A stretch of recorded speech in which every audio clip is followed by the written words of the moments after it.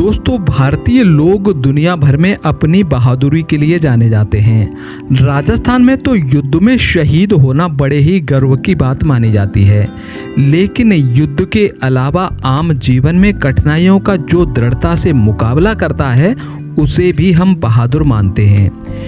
यूं तो भारत में अनेक लोग ऐसे हुए हैं जिनकी बहादुरी को बयां करना मेरे बस की बात नहीं है, पर मैं स्वतंत्र भारत के 10 बहादुर व्यक्तियों के बारे में आपको बताने जा रहा हूं। जिन व्यक्तियों की मैं चर्चा कर रहा हूं, उन व्यक्तियों ने अपने क्षेत्र में असाधारण निर्णय लेकर देश के लिए जो कार्य किया है, इतिहास में इन निर्णयों को हमेशा याद रखा जाएगा।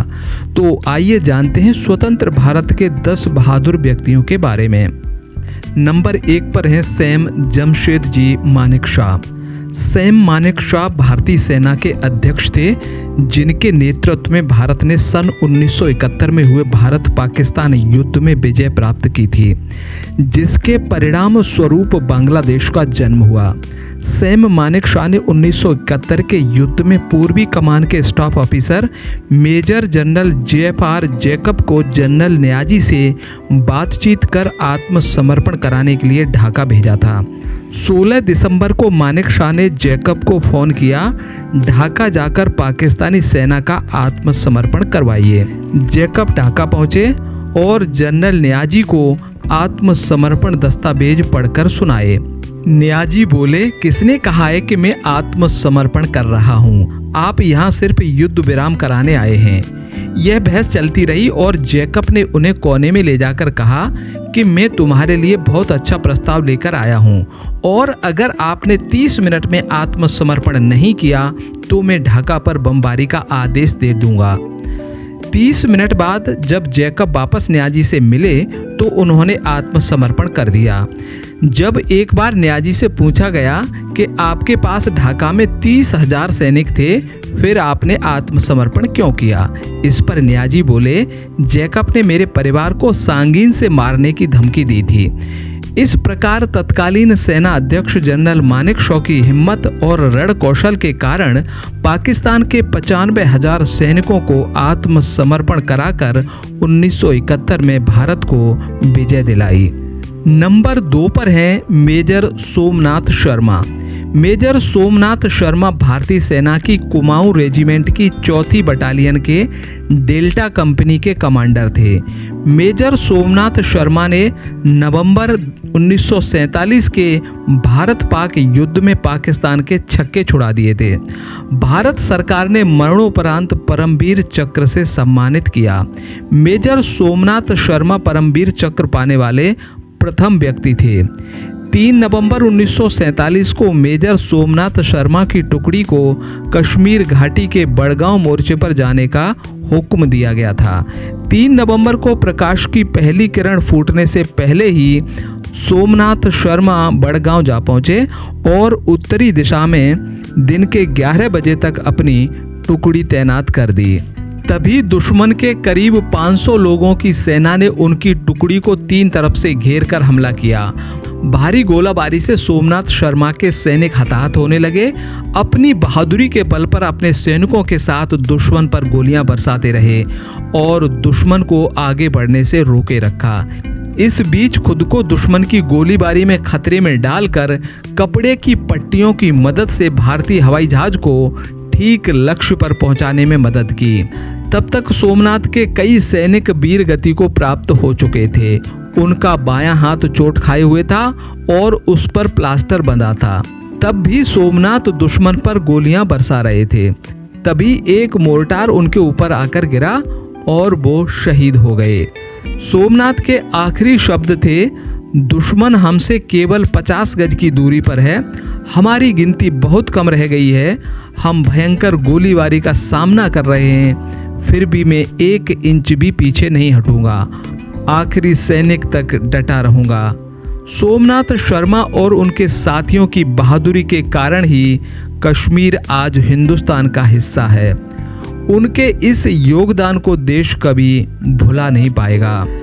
नंबर 3 पर हैं मेजर कुलदीप चांदपुरी। मेजर चांदपुरी की सैन्य टुकड़ी ने 1971 के लोंगेवाला युद्ध में बेमिसाल बहादुरी का प्रदर्शन किया था। इस युद्ध में मेजर कुलदीप चांदपुरी ने असाधारण वीरता का परिचय दिया, जिसके लिए उनको भारत सरकार ने महावीर चक्र से सम्मानित किया।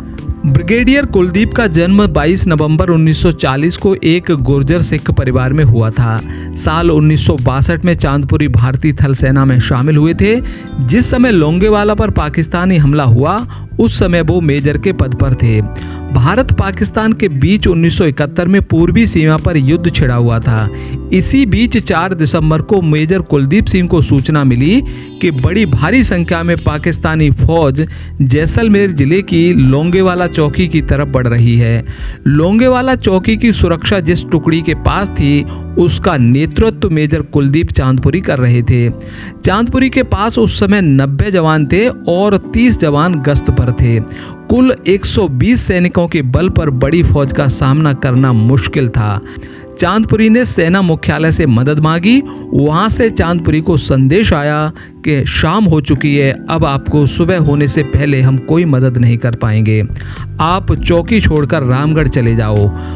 चांदपुरी चाहते तो चौकी छोड़कर आ सकते थे, पर उन्होंने 120 सैनिकों के बल पर पाकिस्तान की टैंक रेजिमेंट और 2000 सैनिकों का मुकाबला करने का फैसला किया। रात भर मुट्ठी भर भारतीय सैनिकों ने पाकिस्तान का डटकर मुकाबला किया और रात होते होते पाकिस्तान के 12 टैंक तबाह कर दिए और पाकिस्तान के अंदर 8 किलोमीटर तक खदेड़ दिया। अगले दिन 5 दिसंबर की सुबह भारतीय सेना का विमान भारतीय सैनिकों की मदद के लिए पहुंच गया। भारतीय वायुसेना के विमान पाकिस्तानी सेना पर कहर बनकर टूट पड़े। पाकिस्तानी सेना भागने पर मजबूर हो गई। अगले दिन 6 दिसंबर को फिर वायुसेना के विमानों ने कहर बरपाया। इसका नतीजा यह हुआ कि पाकिस्तान की एक पूरी ब्रिगेड और 2 रेजिमेंट का सफाया हो गया। लोंगेवाला युद्ध में पाकिस्तान को शर्मनाक हार का सामना करना पड़ा। पाकिस्तान के 34 टैंक तबाह हो गए, 500 जवान घायल हो गए और 200 जवान मारे गए। दूसरे विश्व युद्ध के बाद यह पहला मौका था जब किसी युद्ध में इतनी भारी संख्या में टैंक तबाह हुए हों। यह कहा जाता है कि चांदपुरी नहीं होते तो भारत का नक्शा बदल गया होता। नंबर 4 पर है श्रीमती इंदिरा गांधी। पूर्व प्रधानमंत्री, तेज तर्रार और निडर होकर निर्णय लेने वाली देश की पहली महिला प्रधानमंत्री को आयरन लेडी भी कहा जाता है। इंदिरा गांधी ने प्रधानमंत्री रहते हुए पाकिस्तान के 2 टुकड़े करने और पंजाब में फैले उग्रवाद को उखाड़ फेंकने के लिए कड़ा फैसला लेते हुए स्वर्ण मंदिर में सेना भेजने का साहस दिखाया था। इंदिरा गांधी का जन्म 17 नवंबर 1917 को इलाहाबाद में हुआ था। उनका बचपन का नाम प्रियदर्शनी था। वह प्रभावी व्यक्तित्व वाली मृदुभाषी महिला थी। इंदिरा गांधी अपने कड़े से कड़े फैसले को पूरी निर्भयता से लागू करने का हुनर जानती थी। राजनीतिक स्तर पर कई मुद्दों को लेकर भले ही उनकी आलोचना होती हो, लेकिन उनके विरोधी भी उनके कठोर निर्णय लेने की काबिलियत के कायल थे। उनकी हिम्मत और निडरता उनको आयरन लेडी बनाती है। इंदिरा गांधी ने अपने पिता पंडित जवाहरलाल नेहरू के निधन के बाद सक्रिय राजनीति में कदम रखा था। उनको पहली बार लाल बहादुर शास्त्री के कार्यकाल में सूचना एवं प्रसारण मंत्री बनाया गया था। इसके बाद शास्त्री जी के निधन के बाद वह देश की तीसरी प्रधानमंत्री चुनी गई। इंदिरा गांधी को 1971 में भारत रत्न से सम्मानित किया गया। इंदिरा गांधी ने 1966 से 1977 के बीच लगातार 3 बार देश की बागडोर संभाली और उसके बाद 1980 में चौथी बार प्रधानमंत्री बनी। सन 1984 में प्रधानमंत्री पद पर रहते हुए 31 अक्टूबर 1984 को उनकी हत्या कर दी गई। 1971 में भारत पाकिस्तान के बीच जंग और इंदिरा गांधी के साहसिक फैसले को दुनिया यूं ही याद नहीं रखती। 1971 की लड़ाई के बाद दुनिया के नक्शे पर बांग्लादेश का उदय हुआ था। इंदिरा गांधी की अगुवाई वाली कांग्रेस सरकार ने पूर्वी पाकिस्तान को मदद देने का फैसला किया था। पूर्वी पाकिस्तान में पाक सेना अत्याचार कर रही थी। पाकिस्तान की अपनी ही सेना अपने नागरिकों को निशाना बना रही थी। ऐसे में इंदिरा गांधी ने मदद की, जिसका नतीजा ये हुआ कि पाकिस्तान से अलग बांग्लादेश बना। इससे पाकिस्तान की कमर टूट गई थी। अमेरिका और दुनिया के बड़े बड़े देश 18 मई 1974 के उस दिन को कभी नहीं भूल सकते, जब भारत ने राजस्थान के पोखरण में अपना पहला परमाणु परीक्षण किया था। इस परीक्षण से दुनिया इतनी चकित रह गई थी कि किसी को यह समझ में नहीं आ रहा था कि क्या किया जाए। यह परीक्षण भारत को परमाणु शक्ति संपन्न राष्ट्रों की तरफ पहला कदम था। इस कदम को इंदिरा गांधी ने करके दिखाया था। परमाणु परीक्षण का नतीजा था कि अमेरिका ने भारत पर कई प्रतिबंध लगा दिए थे, लेकिन तत्कालीन प्रधानमंत्री इंदिरा गांधी ने इन सभी को एक चुनौती के तौर पर स्वीकार किया था। इसका नतीजा है कि आज पूरी दुनिया भारत का लोहा मानती है। इंदिरा गांधी थी जिसने पंजाब से आतंकवाद की सफाया करने के लिए साहस भरा कदम उठाया था। इंदिरा गांधी ने स्वर्ण मंदिर में साल 1984 में ऑपरेशन ब्लू स्टार की इजाजत दी थी।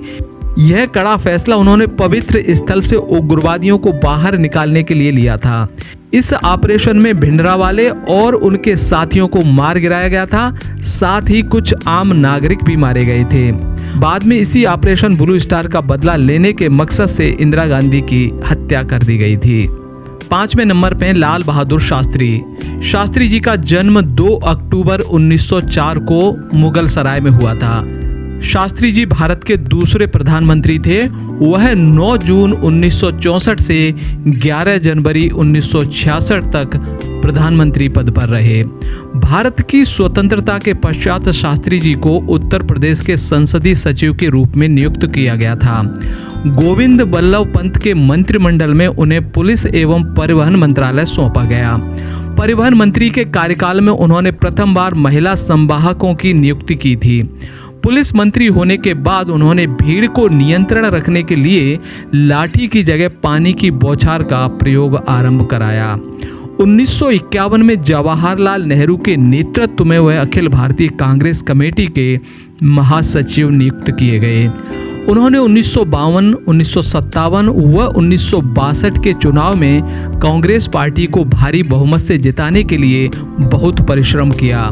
जवाहरलाल नेहरू का उनके प्रधानमंत्री के कार्यकाल के दौरान 27 मई 1964 को देहावसान हो जाने के बाद साफ सुथरी छवि के कारण शास्त्री जी को 1964 में देश का प्रधानमंत्री बनाया गया। उन्होंने 9 जून 1964 को प्रधानमंत्री पद संभाला। उनके शासनकाल में 1965 का भारत पाक युद्ध शुरू हो गया। इससे 3 वर्ष पूर्व चीन का युद्ध भारत हार चुका था। शास्त्री जी ने अप्रत्याशित रूप से हुए इस युद्ध में नेहरू के मुकाबले राष्ट्र को उत्तम नेतृत्व प्रदान किया और पाकिस्तान को करारी शिकस्त दी। इसकी कल्पना पाकिस्तान ने कभी सपने में भी नहीं की थी। ताशकंद में पाकिस्तान के प्रधानमंत्री अयूब खान के साथ युद्ध समाप्त करने के समझौते पर हस्ताक्षर करने के बाद 11 जनवरी 1966 की रात में ही रहस्यमय परिस्थितियों में उनकी मृत्यु हो गई। उनकी सादगी, देशभक्ति और ईमानदारी के लिए मरणोपरांत भारत रत्न से सम्मानित किया गया। स्वतंत्र भारत के 10 सबसे बहादुर व्यक्ति। दोस्तों, इस कार्यक्रम में अभी तक मैं आपको 5 सबसे बहादुर व्यक्तियों के बारे में बता चुका हूं। अगले भाग में मैं आपको स्वतंत्र भारत के 5 और व्यक्तियों के बारे में बताऊंगा। तो अगला भाग इसका देखना न भूलें। तो अगले भाग तक के लिए मुझे दीजिए इजाजत। नमस्कार।